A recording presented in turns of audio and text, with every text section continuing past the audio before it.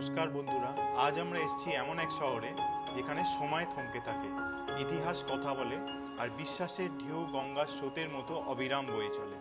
হ্যাঁ বন্ধুরা, আমরা এসেছি মুখ্য নগরী বারাণসীতে, যেখানে কুম্ভ মেলার শেষ সপ্তাহ। আজ আমরা রোড ট্রিপে যাচ্ছি বারাণসী, যেখানে কুম্ভ মেলার শেষ সপ্তাহ চলছে। আর এই সফরটা হবে আরও স্পেশাল, কারণ আমাদের যাত্রা হচ্ছে এবারে গাড়িতে। আর এবারে আমাদের ফার্স্ট স্টপ হতে চলেছে পালশিট পেরিয়ে গিয়েই শক্তিগড়, যেখানে আমরা সবাই জানি যে যারা আমরা শান্তিনিকেতনের পথে যাই, এটা আমাদের মাস্ট স্টপ। এটা হলো আদি লাংচা ভবন। এখানকার ঝালমুড়ি বা এখানকার যে ব্রেকফাস্ট এখানকার খুবই ফেমাস। তো প্রত্যেকবারই আমরা এই সাইডে গেলে এখানে অবশ্যই একটা স্টপ নিই। আর এবারে যেহেতু ফ্লাইওভার হয়ে গেছে, তাই কানেক্টিভিটি অনেকটা ফাস্ট। তো দেখতেই পাচ্ছেন এখানকার শীতকালীন মিষ্টি, এগুলো সবই নলেন গুড়ের মিষ্টি। আর বেসিক্যালি এখানকার যে ল্যাংচাগুলো হয় সবই ঘিয়ে ভাজা ল্যাংচা। তো মিষ্টি বা খাবারের কোয়ালিটি নিয়ে এখানে আলাদা করে কিছু বলার নেই। তো এটা আমাদের মাস্ট ভিজিট স্পট। তো আপনারাও যারা এরকম রোড ট্রিপ প্ল্যান করছেন লং, তো এখানে ডেফিনেটলি একটা স্টপ নেবেন। আর একটা শর্ট স্টপ নিয়ে আমাদের এবার আবার যাত্রাপথ শুরু হলো বেনারসের দিকে। আর এই ভিডিওতে দেখতে পাবেন রোড কন্ডিশন, টোল প্লাজা, কোথায় কোথায় বিরতি নেওয়া হয়, একদম A to Z গাইড হতে চলেছে এই ব্লগটা। তো চলুন যাত্রা শুরু করা যাক। তো আমাদের যাত্রার শুরুতেই আমরা আজকে শুরু করেছিলাম মোটামুটি সকাল 7টা নাগাদ। তো রাস্তা আইরিংকে প্রায় ক্লিয়ারই ছিল, যদিও কুম্ভের আমরা এর আগে ভিডিও দেখে একটু ভয়তেই ছিলাম, কারণ রাস্তায় বিভিন্ন জায়গায় রোড ব্লকেজ থেকে শুরু করে রোড জ্যাম। কিন্তু আমরা কপাল বলুন বা আমাদের রাইডার্স লাক বলুন, আমরা অ্যাজ সেরকম কোনো প্রবলেম রাস্তায় বেরিয়ে পাইনি। তো যার ফলে আমরা খুব তাড়াতাড়ি রাস্তা পেরিয়ে চলেছিলাম। 7টায় বেরিয়েও আমরা অন দ্য গিভেন টাইমই ছিলাম অন রোড। তো দেখতে দেখতেই চলে এলো আমাদের নেক্সট টোল প্লাজা। আফটার পালশিতের পরে আমাদের এটা দ্বিতীয় টোল প্লাজা ছিল, যেটা হলো দুর্গাপুর টোল প্লাজা। তো দেখতে দেখতে আমরা দুর্গাপুরও এন্ট্রি করে নিলাম। আর রাস্তাঘাট দেখতেই পাচ্ছেন, মোটামুটি আমাদের ওয়েস্ট বেঙ্গলের পার্টের রাস্তাটা খুবই ক্লিয়ার। এখনও যদিও কুম্ভমেলার শেষ সপ্তাহ চলছে, তো অনেকটাই রোড প্রেশার আছে আমরা জানি, কিন্তু তা সত্ত্বেও কিন্তু একটু ভোরের দিকে বেরোলে কিন্তু রাস্তা এখন অবধি আমি বলবো বেশ ভালো মতোই ক্লিয়ার পাওয়া যাচ্ছে। তো দেখতে দেখতে আমরা দুর্গাপুর একটু ইন্টেরিয়ারে চলে এসেছি, আর প্রায় ঝাড়খণ্ড বর্ডারের কাছাকাছি। তো এখানে আমরা আবার একটা স্টপ নিলাম। এখানে আমাদের রিফুয়েলিং করে নিয়ে আমরা আবার ঝাড়খণ্ডের দিকে এগোবো, কারণ রোড ট্রিপটা যেহেতু অনেকটাই বড়, তাই বারবারই আমরা এরম ছোট ছোট ব্রেক্সগুলো নিয়েছি, যাতে রোড ট্রিপটা আমাদের কাছে খুব একটা হেকটিক না হয়। তো রাস্তা NH-19 নিয়ে তো আলাদা করে কিছু বলার নেই। যারা ফ্রিকোয়েন্ট ট্রাভেলার্স তারা সবাই জানেন যে NH-19 আমাদের দেশের মানে একটা খুবই বিখ্যাত একটা রোডওয়ে, যেটা আমাদের কলকাতা থেকে কানেক্ট করছে বেনারস অবধি। আর এখানকার রোড কন্ডিশন নিয়েও আলাদাভাবে কিছু বলার নেই। আমরা প্রত্যেক বছরই প্রায় একবারের বেশি বেনারস ট্রাভেল করেছি, তো সেখানে বারবারই দেখেছি, কিন্তু একবার করে এসেছি যে রোড কন্ডিশন কিন্তু আরও ইমপ্রুভ করছে। তো দেখতে দেখতে চলে এলাম আমরা আমাদের থার্ড টোল প্লাজা, যেটা ছিল বেলিয়ার টোল প্লাজা। তো এইটাই আমাদের মার্ক করছে ঝাড়খণ্ড এন্ট্রি। তো এইটার পর আমরা ঝাড়খণ্ড এন্ট্রি করে গেলাম। আর ঝাড়খণ্ড শহরে এন্ট্রি করার পরেই আপনারা বুঝতে পারবেন একটা স্টার্ক ডিফারেন্স আমাদের ওয়েস্ট বেঙ্গলের থেকে, সেটা হলো এখানকার প্রকৃতি। তো একদমই আনট্যাপ নেচার, আর এরকম সুন্দর প্রকৃতির মাঝখান দিয়ে চলেছে এই হাইওয়ে, যেখান দিয়ে আপনি একটা গ্রামের পরিবেশ উপভোগ করতে করতে চলে যেতে পারবেন এরকম সুন্দর হাইওয়ে দিয়ে। আর আমরা আবারও একটা শর্ট ড্রিঙ্কস ব্রেক নিলাম। তো এই শর্ট ড্রিঙ্কস ব্রেকটা নিয়ে কিন্তু আমরা অনেকটাই রিজুভিনেটেড ফিল করেছিলাম। আর এখানে কিন্তু আমি এই জন্যই বারবার আখের রসটা রেকমেন্ড করছি, কারণ এদের টেস্টটা কিন্তু একদমই অর্গ্যানিক। আমাদের এখানকার আখের টেস্টের মতো এখানকার টেস্ট একদমই নয়। তো এই সুন্দর জঙ্গল দেখতে দেখতে চললো আমাদের পথ। আর এখানকার গ্রামগুলোও কিন্তু অপূর্ব সুন্দর। আশপাশে যখন আপনারা যাবেন, এই গ্রামের দৃশ্য আপনারা দেখতে দেখতে যাবেন। আর রাস্তা নিয়ে তো কিছু বলারই নেই, রাস্তা খুবই সুন্দর রাস্তা, আর খুবই প্রপারলি ওয়েল মেনটেন। এছাড়া রাস্তার কন্ডিশন কিন্তু আপনাকে এই যাত্রাপথে খুব একটা বেশি বিপদে ফেলার কথা নয়, কারণ এখন অবধি আমরা যা রাস্তার অবস্থা দেখেছি। আর যেহেতু আমরা খুব সকাল সকাল বেরিয়ে পড়েছিলাম কলকাতা থেকে, তাই প্রথম চ্যালেঞ্জ যেটা ছিল শহরের ট্রাফিক এড়ানো, সেটা কিন্তু আমরা খুব ভালোভাবেই পেরেছিলাম। কিন্তু এই যে কিছু কিছু প্যাচেসগুলো এখানে আছে রাস্তায়, ঝাড়খণ্ড এরিয়াটাতে কিন্তু এখনও মেনলি খুবই আপস্কেলিংয়ের কাজ চলছে এই হাইওয়েগুলোর। তো যার ফলে কিন্তু অনেক জায়গাতে আপনারা এরকম প্যাচেস পাবেন। তো সেই জায়গাটাতে আপনাদের একটু টাইম ওয়েস্ট হতে পারে যদি যেখানে জ্যাম লাগে, আদারওয়াইজ কিন্তু পুরো রাস্তাটা খুবই সুন্দর এবং ক্লিয়ার। আর এই জায়গাগুলোতে যেখানে ডিভাইডার্স নেই, কিছু কিছু এরকম প্যাচেস আছে, সেই জায়গাগুলো কিন্তু একটু সাবধানে গাড়ি চালানোর জন্য বলবো। আর এই হাইওয়েতের ওপর দিয়ে যে ফ্লাইওভারটা এখন আন্ডার কনস্ট্রাকশন আছে, এটা আমরা প্রায় 4 বছর ধরে দেখছি। এইটা যখন কমপ্লিট হয়ে যাবে, তখন কিন্তু অন্তত আমি বুঝতে পারলাম যে 30 থেকে 40 মিনিটের রাস্তা আমরা খুব ইজিলি এখানে কম সময়ের মধ্যে কভার করে ফেলবো। কিন্তু ততদিন যতক্ষণ না ওই টাইমটা আসছে, আমাদেরকে কিন্তু এই ঝাড়খণ্ড থেকে বিহার অব্দি এই রাস্তা গমনের পথটা কিন্তু একটু কষ্টকর থাকবে। কারণ আমাদেরকে কিছু কিছু জায়গাতে, যেমন এখানেই দেখুন, আমাদের মেন হাইওয়ে ছেড়ে কিছুটা ইন্টারসিটির ভেতরে চলে আসতে হয়েছিল, কারণ হাইওয়েতে লেগেছিল বিশাল জ্যাম, রাস্তার কন্ডিশনের জন্য, অন্য কিছুর জন্য নয়। তো সেখানে এই ডি রুটটা নেওয়ার জন্য কিন্তু আমাদের আরও বাড়তি 20 মিনিট নষ্ট হয়েছিল। তো এই প্রবলেমসগুলো এখন অব্দি আমি বলবো এই NH-19 থেকে যদি আপনারা বেনারস যাওয়া প্ল্যান করেন, এগুলো কিন্তু একটু মাথায় রেখে টাইমটা ক্যালকুলেট করে আসবেন। আর তারপর আমাদের এই যে নেক্সট যে টোল প্লাজাটা ছিল, এটার নাম হলো ঘাংরি টোল প্লাজা। তো এই টোল প্লাজাটার পর কিন্তু আপনারা একটা ব্রেক নিতে পারেন, কারণ এই রাস্তাটাতে কিন্তু খুব একটা বেশি খাবার আউটলেটের অপশনস নেই। তাই এখানে যদি আপনারা এই রুটটা পেরিয়ে যান, তাহলে কিন্তু অনেকটা রাস্তা গেলে আপনারা আর কোনো ফুড আউটলেটস পাবেন না। এখানে মোটামুটি খাবার খুবই নমিনাল যেরকম হয় হাইওয়ের ধারের খাবার।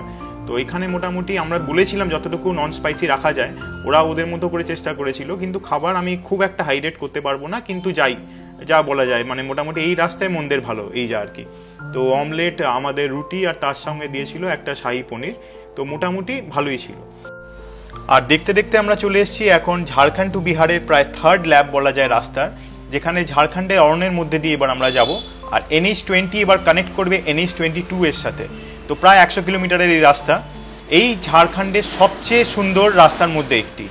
আর রাস্তার দুপাশে শুধু সবুজ, মাঝে মাঝে পাহাড় ঝাঁক দেবে, আর ছোট ছোট নদী, একেবারে যেন ছবির মতো। তো বিশাল বিশাল গাছের মধ্যে দিয়ে চলেছে আমাদের গাড়ি, এবং এটা একটা অন্যরকম অনুভূতি। তো যদি বিকেলের দিকে পৌঁছানো যায়, তাহলে সূর্যাস্তেরও একটা অপূর্ব কিন্তু আপনারা দৃশ্য দেখতে পারবেন। তো মোটামুটি এই রাস্তাটাই ছিল আমাদের এই হোল ট্রিপটার মধ্যে সব থেকে সুন্দর রোড স্ট্রেচ আমরা বলতে পারি। তো এখন আমরা এন্ট্রি করে গেলাম বিহারে। তো দেখতে দেখতেই এতটা রাস্তা আমরা পেরিয়ে এলাম, কখন প্রায় বোঝাই গেল না, রাস্তাটা ছিল এতটাই সুন্দর। তো এইবার দেখার যে এবার বিহারের রাস্তাটা আমরা কিরম পাই। তো এইরকম একটা ওভারব্রিজ পেরিয়ে একটা অজানা নদীর উপর দিয়ে গেছে এই ওভারব্রিজ। নদীটার নাম আমরা ঠিক তখন জ্ঞান করতে পারিনি, তাই এটা পরে আমি পারলে ডিসক্রিপশনে মেনশন করে দেবো। আর এখন আমরা এন্ট্রি করছি বিহারে বাই সকালা টোল প্লাজা। তো এবারে পড়লো এই সকালা টোল প্লাজাটি, যেখানে প্রায় লেগেছিল আবার একটি বিশাল জ্যাম। তো বোঝাই যাচ্ছিল যে এখান থেকে কিন্তু একটা মাস স্ট্রেচ অফ লোক যাচ্ছে কুম্ভের শেষ সপ্তাহের জন্যে। তো এই জায়গাগুলো কিন্তু আমার বলবো যত সকাল সকাল বেরোবেন, ততই ইজিলি কিন্তু এই জায়গাগুলোকে আপনারা পেরিয়ে ফেলতে পারবেন, কারণ এখান থেকে কিন্তু একটা বিশাল চাঙ্ক অফ লোক প্রত্যেক বছর এইরকম ধার্মিক পারপাসে যায় বেনারস বা সাইড প্রয়াগরাজ সাইডে।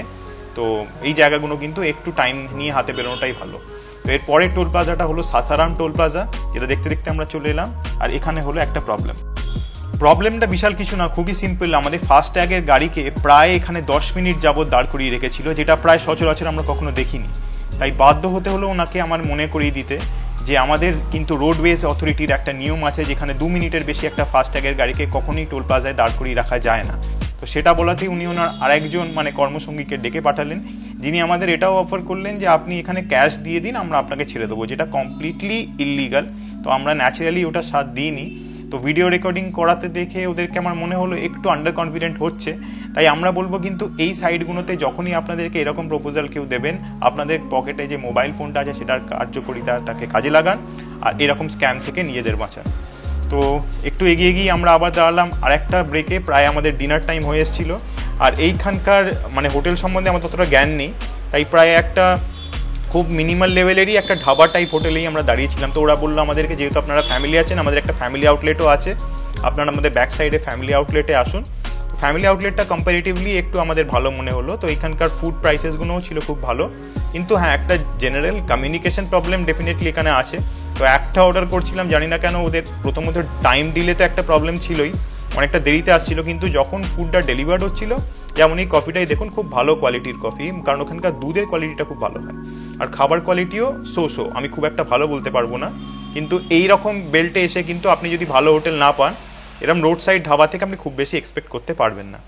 তো ওভারঅল এখানভাবেই ডিনার কমপ্লিট করে আমরা এবার চলছি আমাদের ফাইনাল টোল প্লাজার দিকে, যেটাকে এখানকার লালনগর টোল প্লাজা বলে। তো এই লালনগর টোল প্লাজাটা পেরোবার পরই হয়তো আর একটা টোল প্লাজা থাকে, তারপরেই আমরা এন্ট্রি করবো বারাণসীতে।